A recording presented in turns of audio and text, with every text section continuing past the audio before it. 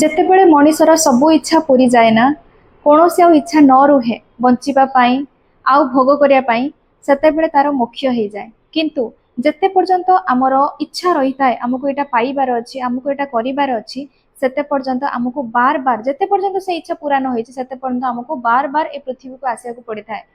ଏଠି କଷ୍ଟ ଅଛି, ଏଠି ଯନ୍ତ୍ରଣା ଅଛି, ଏଠି ସୁଖ ବି ଅଛି, ଏଠି ଆନନ୍ଦ ବି ଅଛି। କିନ୍ତୁ ଏଇଟା ଆମର ଲକ୍ଷ୍ୟ ନୁହେଁ। ଆମର ଲକ୍ଷ୍ୟ ମୋକ୍ଷ ପାଇବା, ଆମକୁ ଆସିବାକୁ ନ ପଡୁ। କିନ୍ତୁ ଆପଣ ଏଇ ଜନ୍ମରେ କଣ ପାଇଁ ଆସିଛନ୍ତି, କଣ ଏଇଟା ଆପଣ ଜାଣିଛନ୍ତି? କଣ ଆପଣଙ୍କୁ ସେଇଟା ଫିଲ୍ ହେଇଛି କି ଲାଇକ୍ ମୁଁ ଏଇଟା କୋଉଥିପାଇଁ ଆସିଛି? କେବଳ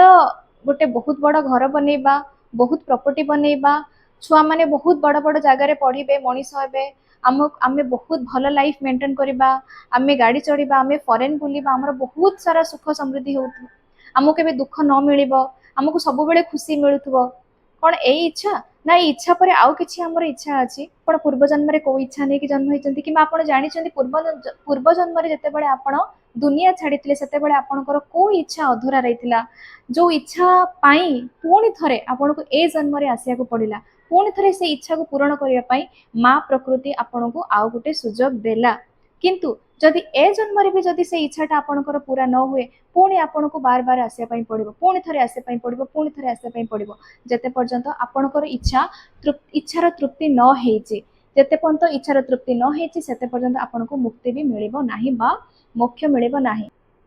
ଆମେ ତ ଜାଣି ନାହାନ୍ତି ଆମର ପୂର୍ବ ଜନ୍ମ କଣ, କିମ୍ବା ଆମ ପାଖରେ ଏତେ ସାଧନା ବି ନାହିଁ ଯେ ଆମେ ପୂର୍ବ ଜନ୍ମକୁ ଦେଖିପାରିବା। କିନ୍ତୁ ଆପଣଙ୍କ ଜନ୍ମ କୁଣ୍ଡଳୀର ଜଣେ ଗୋଟେ ଏମିତି ଗ୍ରହ ଅଛି ଯିଏକି ଆପଣଙ୍କର ପୂର୍ବ ଜନ୍ମରେ ଆପଣ କୋଉ ଇଚ୍ଛା ନେଇକି ଜନ୍ମ ହେଇଛନ୍ତି ସେଇଟା ଆପଣଙ୍କୁ ଦର୍ଶାଇ ଦେଇଥାଏ। ମା ପ୍ରକୃତି ଦ୍ୱାରା ସେ ବାର ବାର ଆପଣଙ୍କୁ ହିଣ୍ଟସ୍ ଦେଉଥାଏ କି ଏଇଟା ତୋ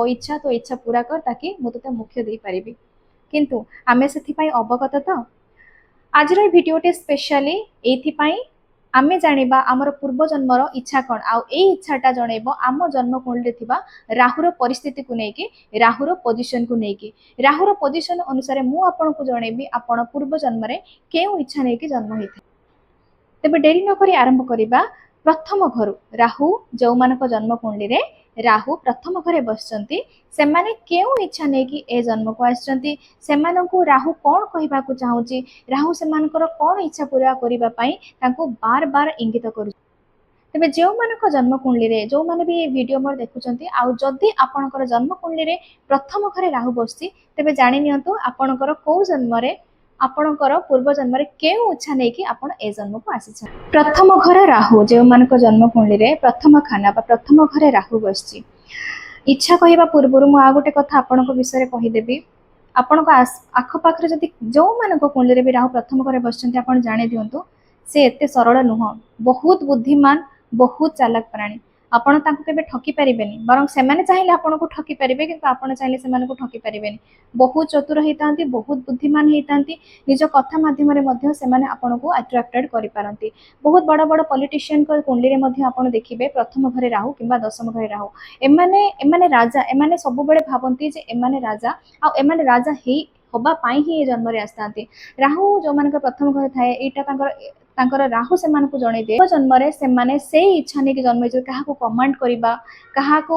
ଏ ଦୁନିଆ ଉପରେ ରାଜ କରିବା, ନିଜ ଉପରେ ରାଜ କରିବା, ଲୋକଙ୍କ ଆଗରେ ରାଜ କରିବା, ଲୋକଙ୍କ ଉପରେ ରାଜ କରିବା, ପୁରା ଦୁନିଆ ଉପରେ ରାଜ କରିବା। ଇଚ୍ଛା ଥାଏ କମେଣ୍ଟ କରିବା,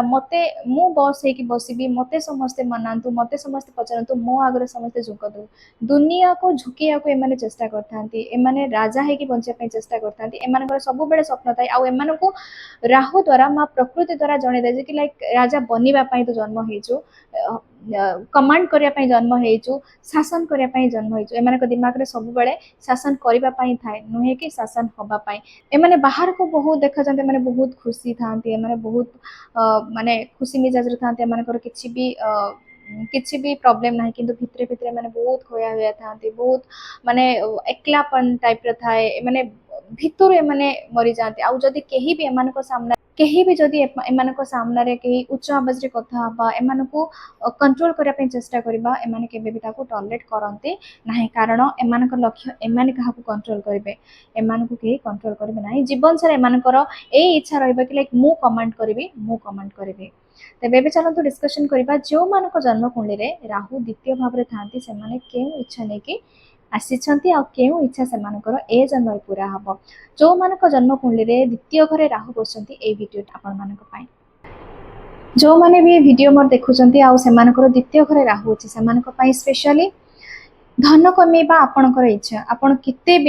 ବି ଆପଣ ସ୍ପିରିଚୁଆଲ ହେଇଯାଆନ୍ତୁ, କେତେ ବି ଆପଣ ପରୋପକାରୀ ହେଇଯାଆନ୍ତୁ, କେତେ ବି ଆପଣ ଭଲ ହେଇଯାଆନ୍ତୁ, ଆପଣଙ୍କ ଭିତରେ ସେ ଇଚ୍ଛା ନ ଆସୁ, କିନ୍ତୁ ଆପଣଙ୍କୁ ମା ପ୍ରକୃତି ଏବଂ ଆପଣଙ୍କ ଜନ୍ମକୁଣ୍ଡଳୀରେ ରାହୁ ବସିଥିବା ଜାଗାରେ ଆପଣଙ୍କୁ ବାର ବାର ଆପଣଙ୍କୁ ପୁsh କରିବ କି ଲାଇକ୍ ଧନ କମେଇବା ପାଇଁ, ଧନ ଦିମାଗରେ ସେଇ ଜିନିଷଟା ଆପଣଙ୍କର ଫିଟ୍ କରିବ। ଆପଣଙ୍କର ଜୀବନ ସାରା ଏଇ ଲକ୍ଷ୍ୟ ଥାଏ କି ମୁଁ କେମିତି ଧନ ଅର୍ଜନ କରିବି, କେମିତି ପଇସା କମେଇବି, ମୁଁ ବହୁତ ରିଚ୍ ହେବି। ଆଉ ଗୋଟେ କଥା, ଏମାନଙ୍କୁ ଜଏଣ୍ଟ ଫ୍ୟାମିଲି ବହୁତ ପସନ୍ଦ ଥାଏ, ଏମାନଙ୍କୁ ଏକାଠି କରିବା। ହାଲାକି କେସ୍ରେ ଏଇଟା ଦେଖାଯାଏ କି ଲାଇକ୍ ରାହୁ ସେକେଣ୍ଡ ଘରେ ଯେଉଁମାନଙ୍କର ଥାଏ ସେମାନେ ଫ୍ୟାମିଲିଠୁ ଡିଟାଚ୍ ଥାନ୍ତି, କୁଟୁମ୍ବ ସ୍ପେଶାଲି କୁଟୁମ୍ବଠୁ, ନଟ୍ କେବଳ ପ୍ୟାରେଣ୍ଟସ୍ଙ୍କଠୁ, କୁଟୁମ୍ବଠୁ ସେମାନେ ଦୂରେଇ। ଏମାନେ କୁଟୁମ୍ବଙ୍କ ପାଇଁ ବହୁତ କରନ୍ତି, ଏମାନଙ୍କର ମାନେ ବୁନିୟାଦ ପାଇଁ ବହୁତ ମାନେ କରନ୍ତି, ବହୁତ ସେବା କରନ୍ତି, ଚେଷ୍ଟା କରିଥାନ୍ତି ସମସ୍ତେ ମିଶିକି ରହିବା, ହାପି ଫ୍ୟାମିଲି କରିକି ରହିବା, କିନ୍ତୁ ଏମାନଙ୍କୁ ଏତେଟା ମିଳିନଥାଏ। କି 90% କ୍ଷେତ୍ରରେ ଏଇଟା ହେଇନଥାଏ। ଆଉ ଏମାନଙ୍କର ଗୋଟିଏ ଲକ୍ଷ୍ୟ ଜୀବନ ସାରା ଥାଏ, ଧନ କମେଇବେ, ପଇସା କମେଇବେ, ବହୁତ ପ୍ରପର୍ଟି ବନେଇବେ, ପରିବାରକୁ ଏକାଠି କରି ରଖିବେ। ପରିବାର ପଇସା ଏମାନଙ୍କର ମୂଳ ଲକ୍ଷ୍ୟ ଥାଏ, ଏମାନେ ସେଇଟାକୁ ଜୀବନ ସାରା ହିଁ ମେଣ୍ଟେନ୍ କରିଥାନ୍ତି। ଏମାନଙ୍କର ବାଣୀ ଭାବରେ ବହୁତ ମାୟା ଥାଏ, ଏମାନେ ବାଣୀରେ ଲୋକଙ୍କୁ ପ୍ରଭାବିତ କରିପାରନ୍ତି, ଏମାନଙ୍କ ବାଣୀରେ ଏତେ ତାକତ ଥାଏ କି ସାମନେ ବାଲା କନଭିନ୍ସ ହେଇଯାଏ ଜଲ୍ଦି। ଏବେ ଚାଲନ୍ତୁ ଡିସ୍କସନ୍ କରିବା ରାହୁ ତୃତୀୟ ଘରେ, ଯେଉଁମାନଙ୍କ ଜନ୍ମକୁଣ୍ଡଳୀରେ ରାହୁ ତୃତୀୟ ଘରେ ଅଛନ୍ତି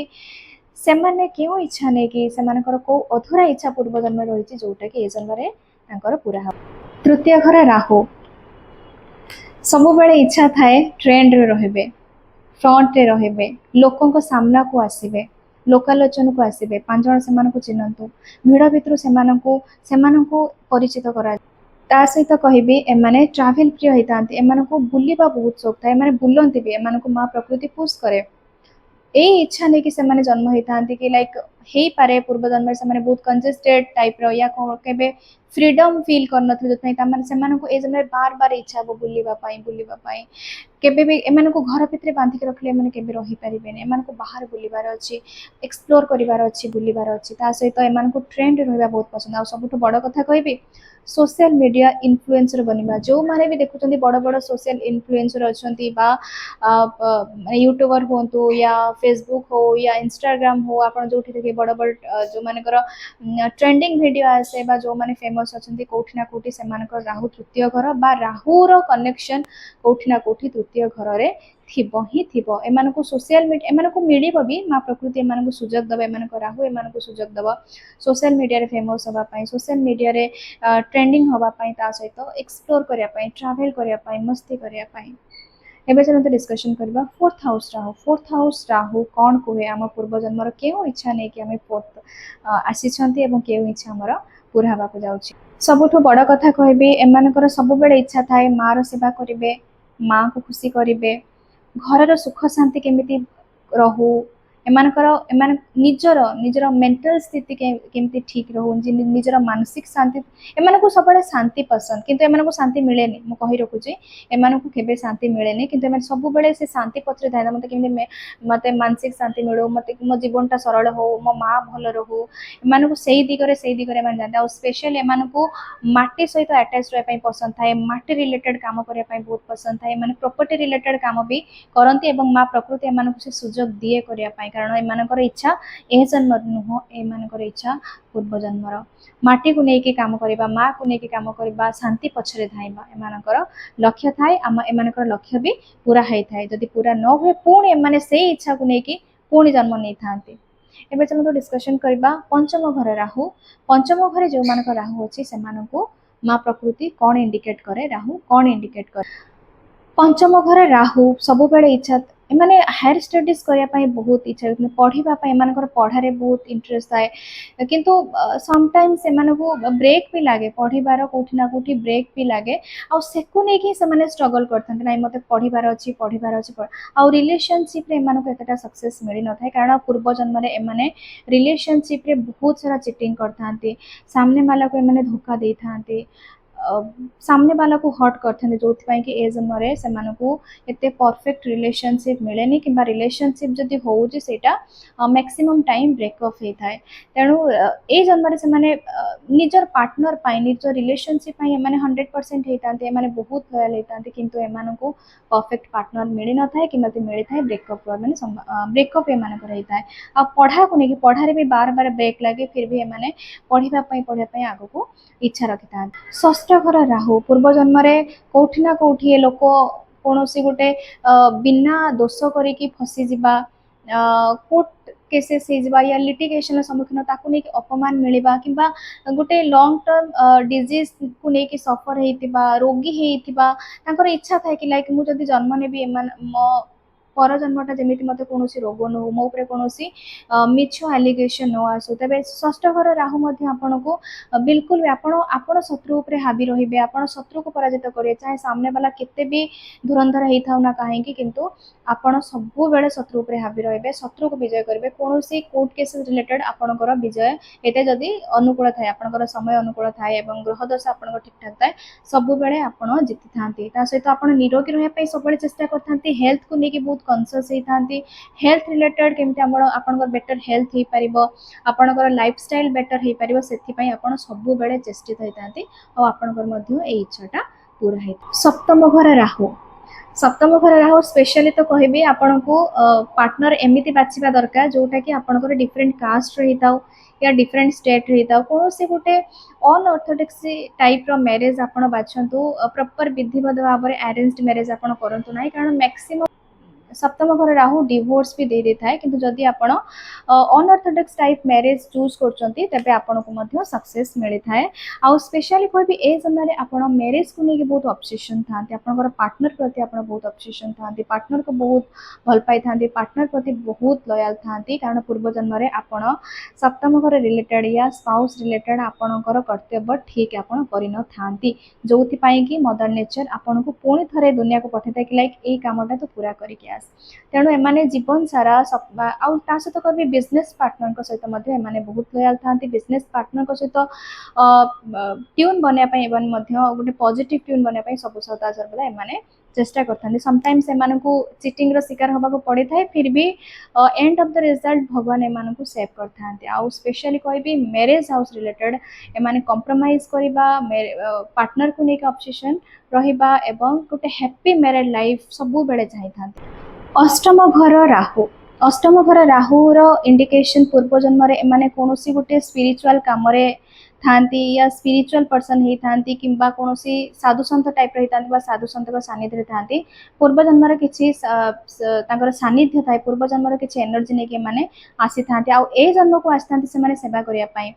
भगवान को सेवा करने लोकों को सेवा करने स्पिरिचुआलिटी थ्रू रे एमाने सेवा करने चेष्टा करते सहित कहबी एमान को बहुत टाइम रे एमानकर स्पाउस रो घर माने ससुर घर तरफ चाहे पुओ कुंडली हो या झील कुंडली हो जो माने भी अष्टम घर राहु नहीं जन्म होती ससुर घर तरफ एमान को बहुत टाइम रे धोखा मिलता है ता सहित एमान को ना बहुत ड्रीम्स भी आसता है दिन में शुंतु रात्रि शुंतु केते शुंतु एमान को बहुत ड्रीम्स आसी था कारण एमान को पास्ट लाइफ को कारण एमान एते इंट्यूटिव पर्सन होता पास्ट लाइफ को एमान भी कनेक्ट करि पारंती किछि जिंस सेमान को पूर्वर आभास होता है आ ए जन्म भी से इच्छा था कि राहु आपन को कहे कि जिते जन्म रे आपन सेवा करेंगे सेते जल्दी आपनकर मुक्ति हो कारण आपन मुक्ति पाई ही आछंती आपन सेवा करी के सेवा माध्यम रे मध्य आपन को मुक्ति मिल पारिबो नवम घर राहु प्रथमतः कहबी नवम घरे जो माने राहु नहीं कि जन्म होइचंती सेमानंको उपरे ना पितृ खुशी थांती ना सेमानकर तांको पितांको सहित रिलेशन भल थाए एमानकर भूल न थाए किंतु पितृ एइथपाई खुशी न थांती कारण एमानकर वंश रे कोनोसी पूर्वपुरुष को प्रॉपर विधिवत भाव जोटा कि आम क्रियाकर्म करते से क्रियाकर्म हो न था एवं से पितृजनी को न जाइकी प्रेतजनी को पड़े था से अशांत होता जो कि नवम घरे राहु यहाँ इंडिकेशन करे कि लाइक आपंकर पितृ कौटी शांति नहांती आपण पितृदोष निवारण पूजा करंतु किंबा पितृ शांति कार्य करंतु अनुष्ठान करंतु कारण आप पितृ जिते पर्यंत पितृ शांति न हे से पर्यंत आपणकर कौन काम आगे को जापर ना सब बाधा सब रुकावट आसो तेणु यहाँ पिता सहित बापा सहित रिलेशन केबे भी भल है आप केते भी चेष्टा कर आपणकर बापांकर भल पाइबा आपण रही आपणकर भल पाइबा आपण बापा रही क्या सहित कहार एनर्जी ठीक रही सहित पितृंकर भी तेणु रिमेडी कले धीरे धीरे धीरे धीरे यहाँ आपणकर एनर्जी स्टेबल होता है आपणकर दशा स्टेबल होता है आपणकर समय अनुकूल होता है सहित विदेश रुचि मैंने रखी था को विदेश जावाई बहुत पसंद है ये इच्छा नहीं कि आसता जन्म माने जन्मस्थान ठारू एम को विदेश में बेसी सफलता मिले माने विदेश में सेटल होता ये इच्छा नहीं आसता किंतु पितृ को शांत सब बेले कर आपण जेते आपण पितृ को शांत करेंगे पितृ काम करेंगे सेते आपणकर राहु पॉजिटिव हम एवं ए थ्रो रे आपण को मुक्ति मिल जाव। दशम घर राहु एमती कह जाए राहु 10 में तो दुनिया बस में बड़ बड़ पॉलिटिशियन मानकर जन्म कुंडली देखिए बड़ बड़ A1 class A1 government officer देखिए दशम घर राहु था कारण एमाने राजा होता माने राहु हूँ कलिजुगर राजा आउ दशम घर राहु नहीं कि जन्म होता लोक एमाने राजा होता फील्ड से राजा होता तो पूर्व जन्म स्टेटस मेंटेन करिवार इच्छा नहीं कि मरी था जो कि ए जन्म से इच्छा नहीं जो कि बड़ बड़ स्टेटस मेंटेन करेंगे माने दुनिया को शासन करेंगे जमी प्रथम घर मुझे राहु कही दशम घर भी कहि दुनिया को शासन करवा राजा है कि बंचवा सोसाइटी गोटे रेस्पेक्ट गेन करवा ये जिनस से बार बार बार बार मन को आसता है सक्सेस मिली थाए से 100% सक्सेस मिलता है। एकादश भाव राहु इच्छा कहवा पूर्व गोटे कथा कहबी